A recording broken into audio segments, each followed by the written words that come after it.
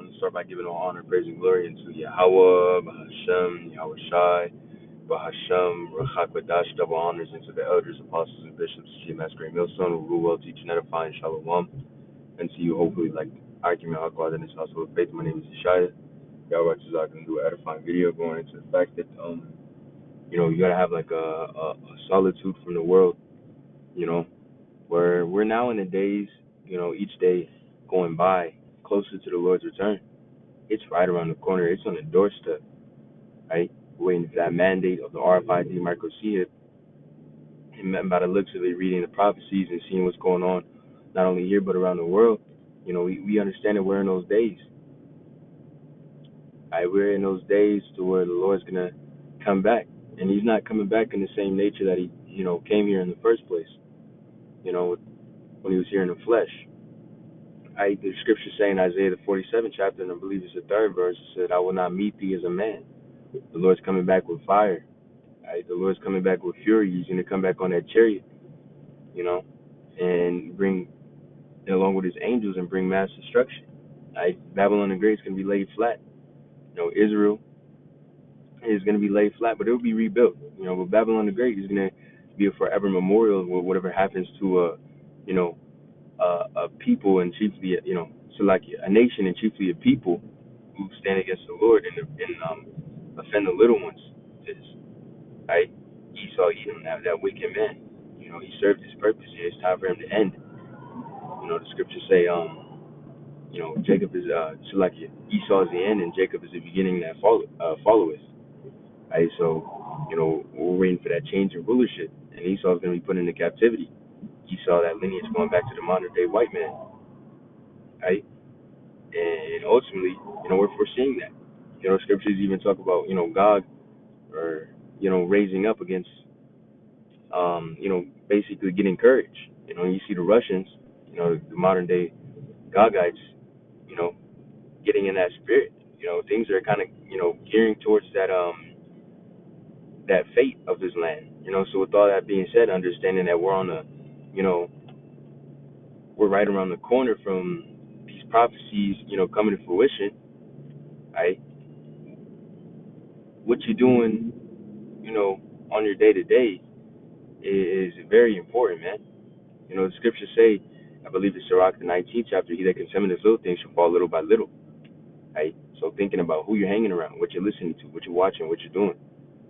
We have to have more intention towards the Lord.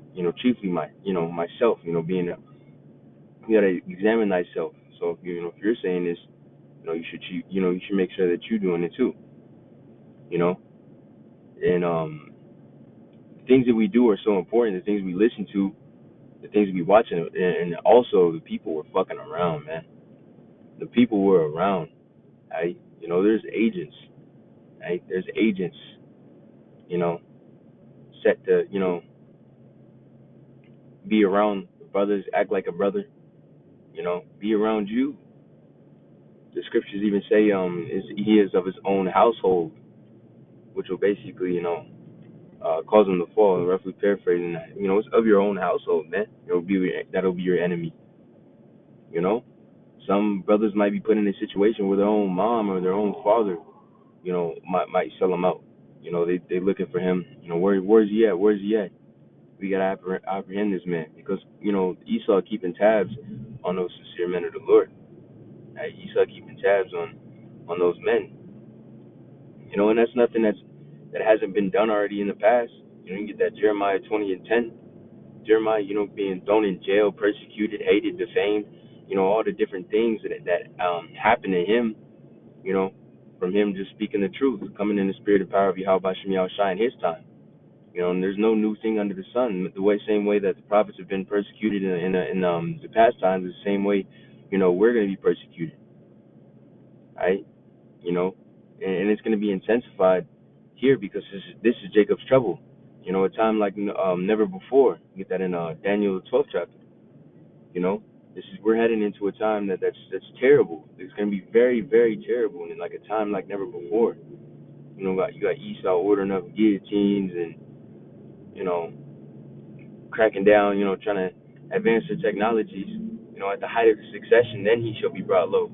Once Esau feels like, okay, nothing can stop me now, that's when he's gonna fucking smoke. He's a proud man that he is. He thinks that he can fucking surpass his days. But you understand that he cannot. That Job 14:5. He has a set month, day.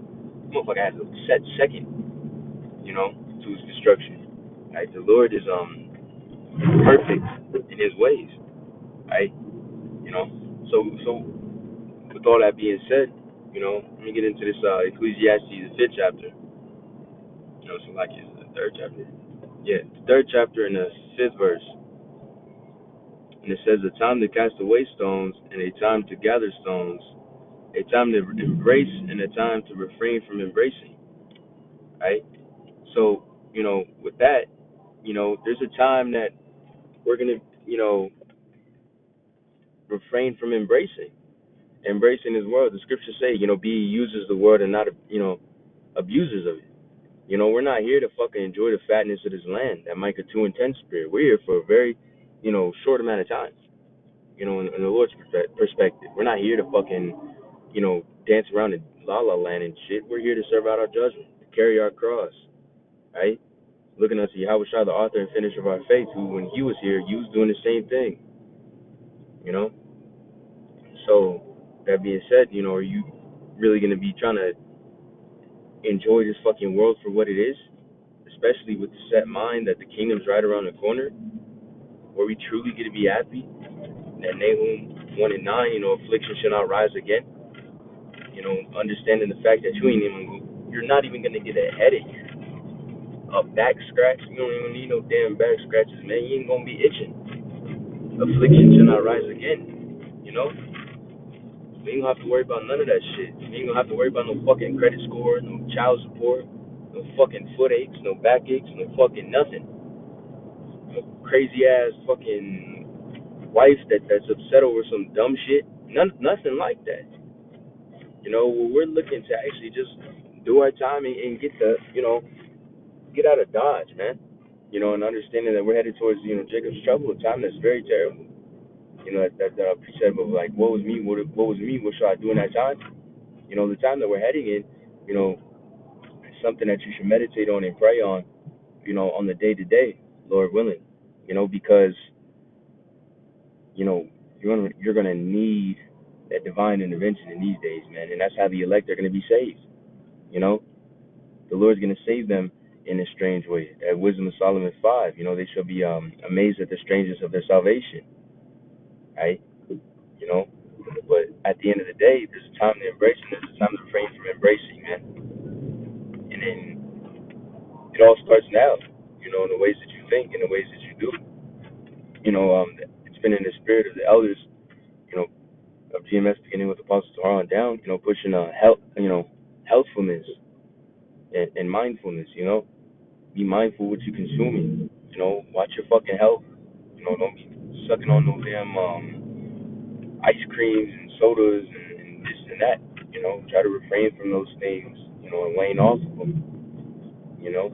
We're gonna be heading into time where food is gonna be scarce, but the Lord's gonna give you just what you need to get by.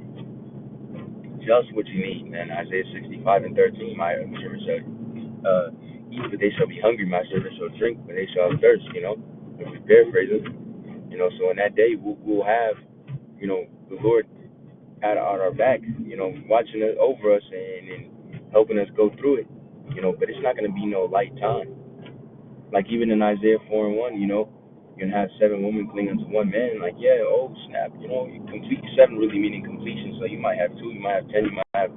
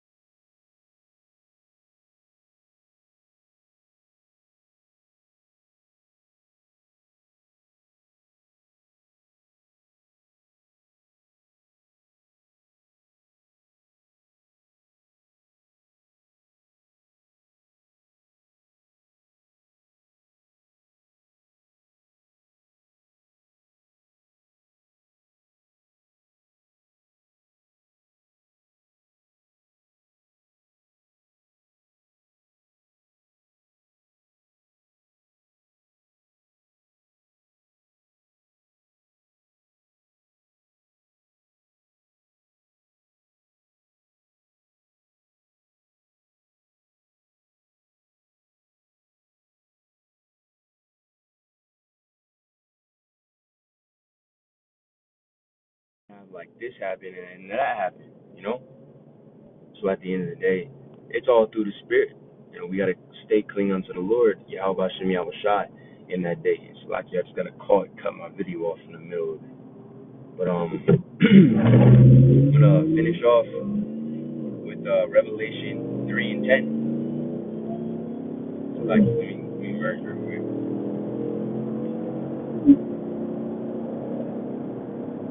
Make sure I'm reading it clear, man. I ain't trying to crash.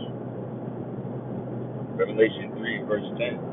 And it reads, because thou hast kept the word of my patience, I will keep thee from the hour of temptation. It shall come upon all the world to try them that dwell upon the world. So we cling unto the Lord and we keep the Lord at our right hand, like that Joshua 1 and 9. You know, you keep the Lord by your right hand, you know, nothing's going to, go against you. You should be successful in all your ways, as the scripture says. Right? You know?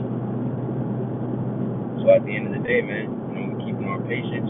We're kind of abstaining from this world, we be not users of the world, just like we be not abusers of the world, but we're users, you know, understanding the times that we're in and then start laying away from this fucking place. Yahweh decided the lesson was edifying and the lesson gave honor, praise, and glory unto Yahweh, by Hashem, Yahweh Shai, by Hashem, Shalom.